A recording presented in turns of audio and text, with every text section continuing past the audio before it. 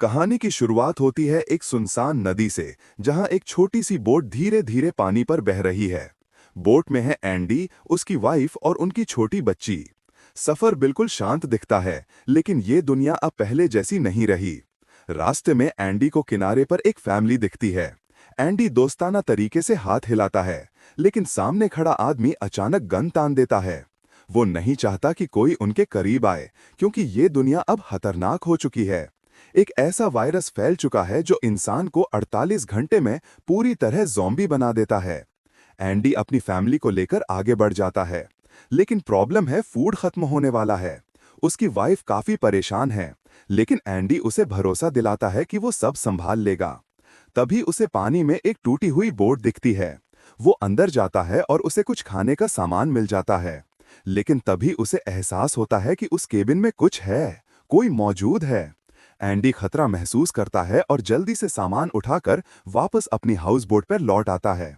उसकी वाइफ खाना देखकर खुश हो जाती है। एंडी कहता है कि अब हमारे पास 2 से 3 महीनों का खाने का सामान है, लेकिन उसके वाइफ के मन की लालच पड़ जाती है।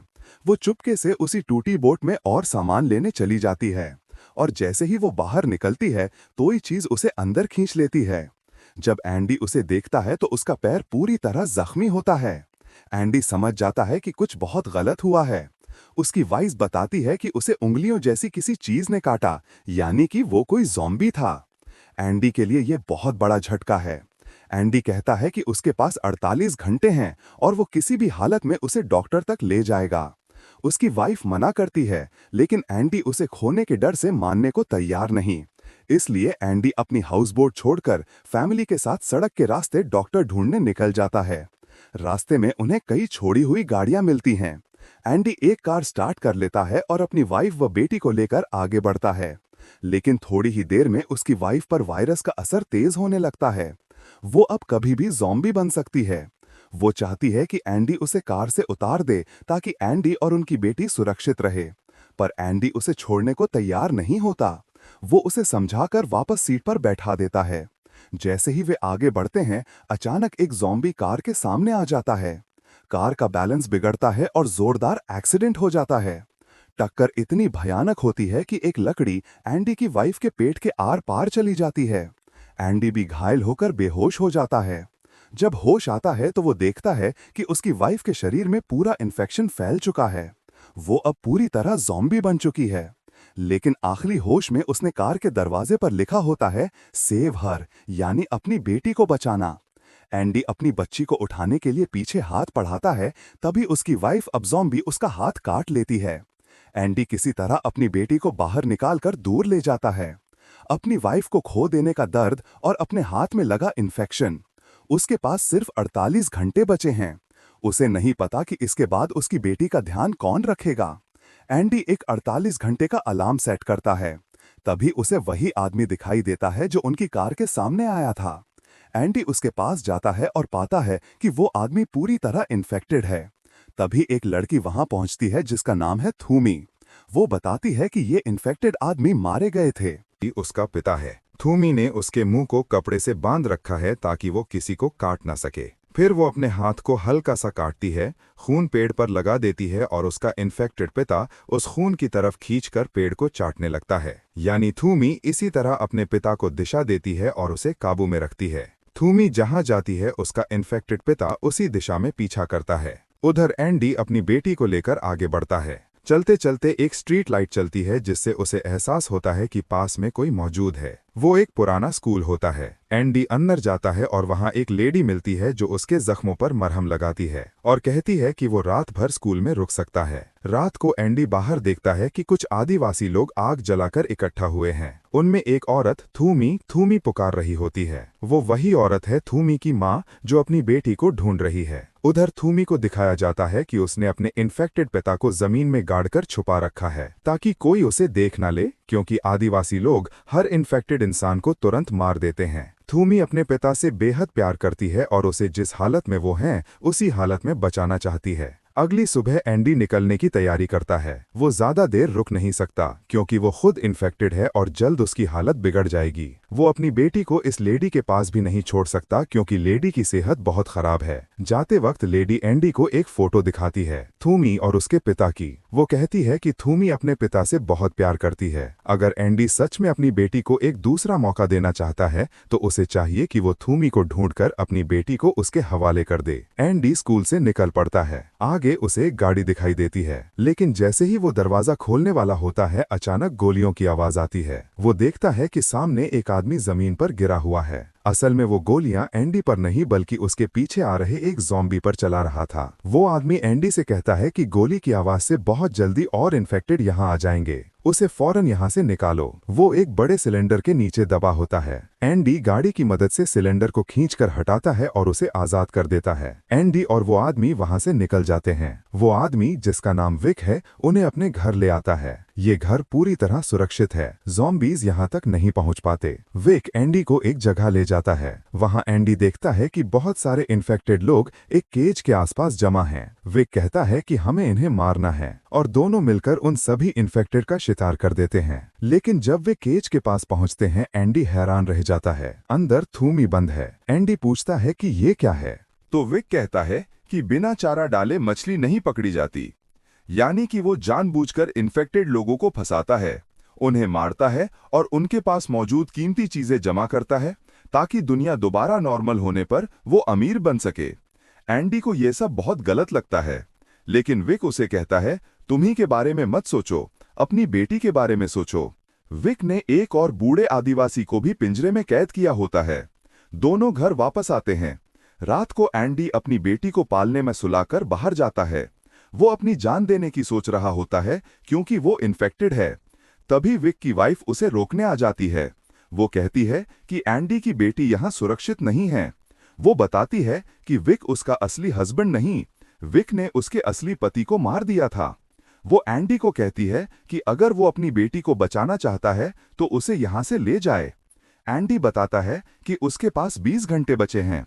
वो कहता है कि रास्ते में उसे नदी किनारे एक फैमिली दिखी थी, वो उन्हें वहां छोड़ सकता है। लेकिन तभी विक पहुंच जाता है और एंडी को उसी केज में बंद कर देता है जिसमें उसने थूमी को रखा था। शुरू में थूमी एंडी से डरती है, लेकिन एंडी उससे कहता है कि उसे डरने की जरूरत नहीं, वो उसे नुकसान नहीं पहुंचाएगा। अब दोनों को किसी भी तरह यहां से निकलना है। एंडी एक चेन से मांस का टुकड़ा बांधता है और चेन का दूसरा सिरा केज के दरवाजे पर लपेट देता है। फिर वो मांस का टुकड़ा दूर फेंक देता है। सारे इन्फेक्टेड उस टुकड़े पर टूट पड़ते हैं। चेन खींचती है और केज का दरवाजा खुल जाता है।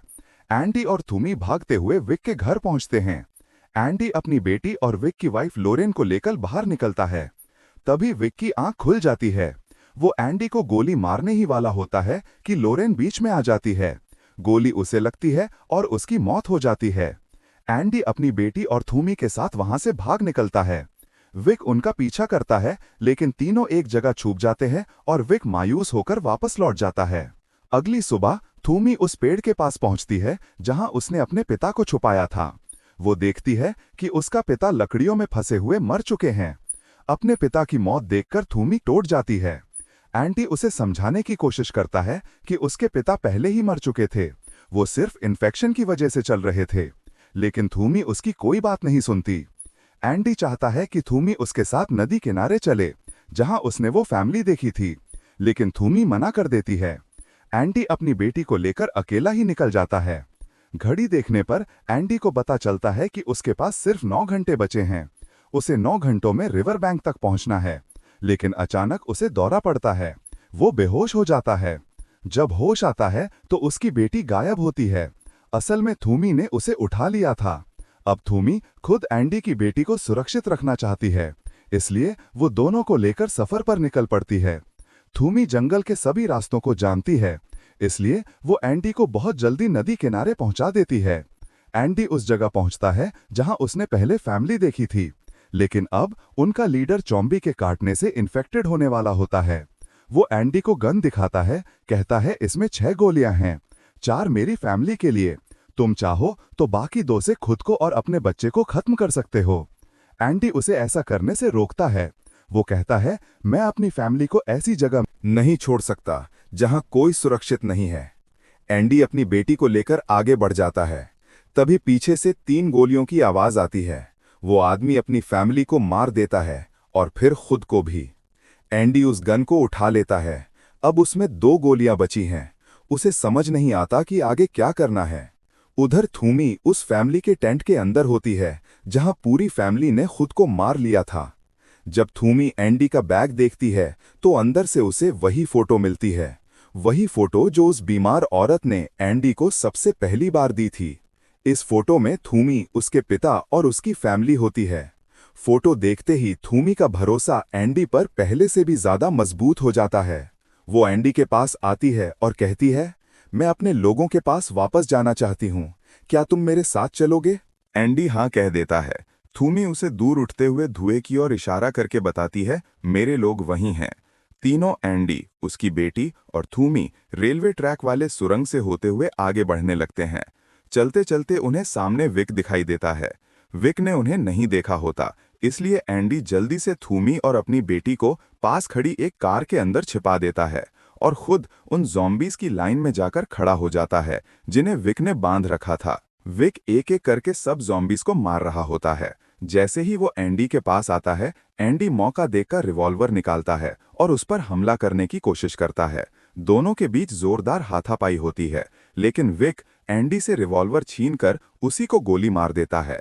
इसके बाद वो कार के पास पहुंचता है जहां थूमी और एंडी की बेटी छिपी होती है। विक थूमी को कार से घसीटकर बाहर फेंक देता है। वो ट्रक पर गिरकर बेहोश हो जाती है क्योंकि उसके सिर से लगातार खून बह रहा होता है। फिर वो एंडी की बेटी को गोद में उठाकर एक तरफ जाकर बैठ जाता है। एंडी किसी तरह उठकर उसके पास पहुंचता है और कहता है, मेरी बेटी मुझे वापस दे दो। वो गुस्से में चिल्लाता है, तुमने मेरी लॉरेन को मुझसे छीना था, अब मैं तुम्हारी बेटी को तुमसे छीनूंगा। एंडी जवाब देता है, लॉरेन कभी तुम्हारी थी ही नहीं। ये बात सुनकर विक एक पल के लिए रुक जाता है। उसे एहसास होता है कि एंडी सही बोल रहा है। अंदर ही अंदर वो गिल्ट में था और आखिरकार वो एंडी की बेटी उसे वापस दे देता है। अब थूमी, एंडी और उसकी बेटी फिर से आगे बढ़ते हैं, लेकिन थूमी चल नहीं पा रही होती। उसके सिर का घाव गहरा है और बहुत खून बह रहा है। एंडी उसे संभालते हुए कहता है, अगर तुम बेहोश हो गई तो हम अपनी मंजिल तक कभी नहीं पहुंच पाएंगे। वो उसे हिम्मत देता है और वे धीरे धीरे रास्ते पर आगे बढ़ते हैं। एक जगह एंडी फिर से बेकाबू होकर दौड़ने लगता है, लेकिन बेटी की आवाज सुनकर वो खुद को संभाल लेता है। अब उसकी हालत बहुत खराब हो चुकी है और वो ज्यादा दूर तक नहीं चल पाता। एंडी घुटनों के बल गिर जाता है। वो थूमी से धीमी आवाज में कहता है, तुम वादा करो मेरी बेटी का हमेशा ख्याल रखोगी। थूमी उसकी आंखों में देखकर कहती है, मैं वादा करती हूँ। एंडी समझ चुका है कि उसका आखिरी समय आ गया है। वो अपनी बेटी को प्यार से माथे पर चूमता है और थूमी से वो बॉक्स मांगता है जिसमें हाथों को बांधने वाला फंदा रखा होता है। इसी के साथ दूसरी तरफ दिखाया जाता है कि जहां धुआं उठ रहा था वहां थूमी की मां और उसका कबीला चंबी उसको मारकर जला रहा है। उसी वजह से वहां इतना धुआं था और तभी धुएं को चीरते हुए एंडी बाहर आता है। उसकी पीठ पर उसकी बेटी और थूमी दोनों लटके हुए होते हैं। एंडी अब पूरी तरह ज़ॉम्बी बन चुका है, लेकिन फिर भी अपने परिवार को बचाने के लिए चल रहा है। दरअसल एंडी ने थूमी को एक लकड़ी का टुकड़ा दिया था जिस पर मांस बंधा था। वो जानता था कि ज़ॉम्बी मांस की ओर खींचते हैं, इसलिए थूमी जिस दिशा में मांस को घुमाती, एंडी उसी दिशा में आगे बढ़ता चला जाता था। इस तरह तीनों आखिरकार कबीले के सुरक्षित जगह तक पहुंच जाते हैं। थूमी एंडी का हाथ पकड़े होती है, भले ही अब वो पूरी तरह ज़ॉम्बी बन चुका है। कबीले वालों को एंडी को मारना ही होगा। एंडी ने पहले ही अपने मुंह में लकड़ी ठूंस ली थी ताकि वो चाहकर भी किसी को काट ना सके। कबीले वाले उसे भाले से मार देते हैं, पर पूरी इज्जत और सम्मान के साथ थूमी और उसकी मां एंडी की बेटी को अपने साथ रख लेते हैं।